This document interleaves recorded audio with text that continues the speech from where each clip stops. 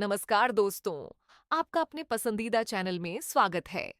यहाँ आपको ऐसी मजेदार कहानियां मिलेंगी जिन्हें पढ़कर आप अपनी हंसी नहीं रोक पाएंगे।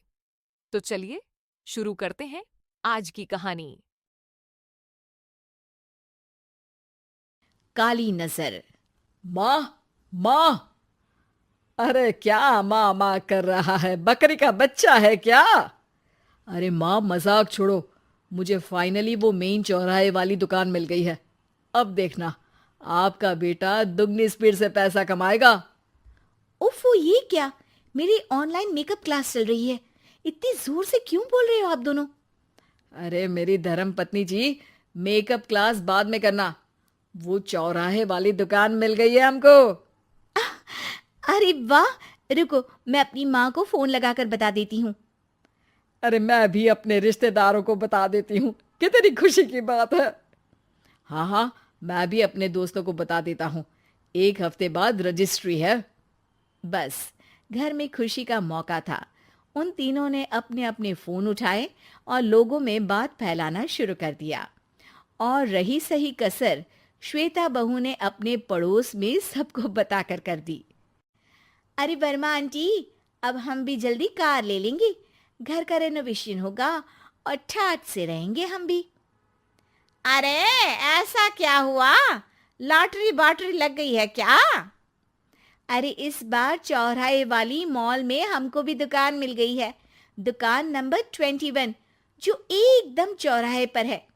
अब ग्राहक बढ़ेंगे तो आमदनी भी बढ़ेगी ही ना। अरे वाह, कितनी खुशी की बात है। मैं बहुत खुश हूँ तुम्हें इतना खुश देख के। बाकी एक बात कहूँ, सबको मत बताते फिरना। किसी की नजर लग जाएगी तो खुशी की खबर वापस लौट जाएगी। हैं?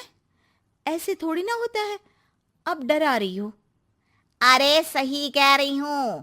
काली नजर कहते हैं इस चीज को, जब आप किसी को कुछ बताओ और वो काम बिगड़ जाए। अरे लेकिन मैं तो। तुमने सबको बता दिया ना? हाँ, फोन लगा लगा के। अब बच के रहना। काली नजर बड़ी खतरनाक होती है। श्वेता इतनी खुश रहती है कि वो वर्मा आंटी की बात पर ध्यान ही नहीं देती, जबकि पड़ोस में और भी लोगों से खुशी की खबर शेयर करती रहती है। अगले दिन राजेश बहुत दुखी होकर घर आता है। अरे बेटा, क्या हुआ? मुंह क्यों सूजा हुआ है? मधुमक्खी ने काट लिया क्या? माँ, वो दुकान किसी और के पास चली गई। किसी ने ज्यादा भाव लगा दिया। अरे पर बात तो आपसे हुई थी ना उस दुकान वाले की। हाँ, आज मैं टोकन अमाउंट देने गया था, तब मुझे पता चला। कोई आकर सुबह मुझसे पहले ही ज्यादा अमाउंट दे गया। काली नजर। क्या? क्या कहा? वर्मा आंटी ने समझाया था कि किसी को बताना मत, वरना काली नजर लग जाएगी। अच्छा, तुम्हें उनकी बात मान लेनी चाहिए थी। उनकी बात मान लेती, लेकिन उसके पहले ही सबको बता चुके थे ना हम तीनों। अरे अगली बार से ध्यान रखेंगे। कोई भी नई चीज होगी तो किसी को नहीं बताएंगे। तीनों कुछ दिन ऐसे ही रहते हैं, पर एक दिन श्वेता को एक मेल आता है। राजेश, मेरा ऑनलाइन मेकअप कोर्स कंप्लीट हो गया। अब मैं खुद का पार्लर खोल सकती हूँ। अरे वाह, अपने मोहल्ले में ही खोलते हैं। ये जो घर के सामने दुकान है ना, वहीं। हाँ, यहाँ सस्ती भी मिल जाएगी। अगले दिन श्वेता वर्मा आंटी के पास जाती है, मिठाई का डब्बा लेकर। अरे आओ आओ, कैसे आना हुआ? जोर से नहीं बोलूंगी। वो सामने वाली दुकान है ना, वहां मैं अपनी पार्लर की दुकान खोलने वाली हूँ। उसकी मिठाई है। अरे वाह, बहुत बधाई हो तुमको। हाँ, मैं कमाने लगूंगी तो राजेश पर पूरे घर का बोझ नहीं रहेगा ना आंटी जी। ये तो है। पर ये बता कि तूने ये बात किसी और को तो नहीं बताई ना? अरे नहीं नहीं, पिछली बार गलती कर दी थी। काली नजर लगी किसी की और राजेश के हाथ से वो दुकान चली गई थी। सबको मत बताना। चलो मैं चलती हूँ, कल दुकान की बात करने भी तो जाना है। अगले दिन श्वेता दुकान के लिए मालिक से बात करने जाती है। अरे लेकिन दुकान तो हम कल रात को ही किसी को दे चुके हैं। कल ही? हाँ, कल ही। 2 दिन बाद कोई यहाँ पार्लर भी खोल लेगा। अब कहीं और दुकान देख लीजिए। अरे पर हमको भी तो पार्लर ही खोलना था। हाँ भाई, एक ही दुकान है, आधी आधी तो नहीं दे सकता ना मैं। राजेश और श्वेता घर पर हताश होकर आ जाते हैं। इस बार तो किसी को बताया भी नहीं था, अब किसकी काली नजर लग सकती है। सुनो, तुमने माँ को बताया था क्या? अरे कैसी बात कर रही हो? माँ की नजर थोड़ी ना लगेगी। पक्का तुमने किसी को नहीं बताया था ना? सिर्फ वर्मा आंटी को बताया था, उन्होंने ही मुझे किसी को नहीं बताने को कहा। अरे यार, तुम भी सही हो। मेरी माँ को नहीं बताने को कह रही हो, पर वर्मा आंटी को बताना तुम्हें जरूरी लगा। अरे वर्मा आंटी ने ही तो काली नजर के बारे में बताया था ना, वो हमेशा हमारा भला ही तो चाहती हैं। मेरी माँ भी हमारा भला ही चाहती है। अरे पर चिल्ला क्यों रहे हो? बात नहीं कर सकते क्या आराम से? नहीं आता वो आराम से बात करना, और करना भी नहीं चाहता हूं मैं। दुकान जाने का दुख गुस्से में बदल गया था और राजेश और श्वेता में बात बंद हो गई थी।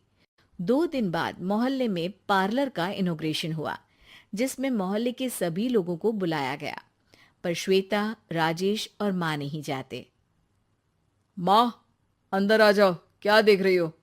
अरे नया पार्लर देख रही हूं अपने आंगन से। देखो, माँ को दूसरे का सुख देखने में कितना मजा आ रहा है, मेरा दुख नहीं दिख रहा इन्हें। यहाँ मेरा पार्लर भी तो हो सकता था। अरे चुप रहो यार, हर बात में लड़ाई क्यों ढूंढ रही हो? राजेश और श्वेता फिर बहस करने लगते थे। तभी माँ ने दोनों को बाहर बुलाया। अरे जरा देखो तो, दुकान चलाने वाले का बोर्ड पर नाम क्या लिखा है? श्रुति वर्मा। गाड़ी निकाल बेटा, हमें कहीं जाना है। काली नजर का इलाज कराने? राजेश अपनी बाइक निकालता है। तीनों ट्रिपलिंग कर रहे हैं। माँ राजेश को उस मॉल वाली दुकान पर लेकर जाती है जहां राजेश अपनी दुकान खोलने वाला था। यही दुकान लेना चाहता था ना तू? हाँ, पर इनको भी दुखी करने लेकर आई हो क्या यहाँ पर दुकान दिखाकर? वहां काफी नहीं था? अरे श्वेता, थोड़ा सब्र रख, अभी पता चलेगा कि हम यहाँ क्यों आए हैं। बता, इस दुकान चलाने वाले का नाम क्या है? अनुपम वर्मा। कुछ समझ में आया? वो दुकान वाली श्रुति वर्मा, ये दुकान वाला अनुपम वर्मा, और हमारे पड़ोस में हमने उस दुकानों के बारे में बताया किसको था? अब वर्मा आंटी को। मतलब वर्मा आंटी ही हमारा काम बिगाड़ रही है? नहीं नहीं, ऐसा नहीं हो सकता, ये बस इत्तेफाक है। राजेश अपना फोन निकालता है और श्रुति वर्मा और अनुपम वर्मा के नाम फेसबुक पर सर्च करता है, जहां ये दोनों ही वर्मा आंटी के रिश्तेदार होते हैं। श्वेता को समझ में आ जाता है कि वर्मा आंटी की ही नजर खाली नजर है। अब क्या करना है? कोई भी खुशी की खबर हो तो काली नजर से बचना है, यानी वर्मा आंटी से बचना है। अरे पर मुझे ये समझ में नहीं आया कि वो हमारे साथ ऐसा क्यों करेंगी। अरे बेटा, एक सीख है, दूर के आदमी को आपकी तरक्की से कम परेशानी होगी, पड़ोसी को ज्यादा। दोनों माँ की बात में हामी भरते हैं और अगला काम चुपचाप करने की कसम खाते हैं, ताकि आगे से वर्मा आंटी कोई काम ना बिगाड़ सके। तो दोस्तों, मुझे उम्मीद है कि आपको कहानी पसंद आई होगी। अगर आपको पसंद आई हो तो कृपया सब्सक्राइब करें और मजेदार कहानियों के लिए बने रहें। मैं आपसे एक नई कहानी के साथ मिलूंगा। तब तक हंसते रहिए। अलविदा।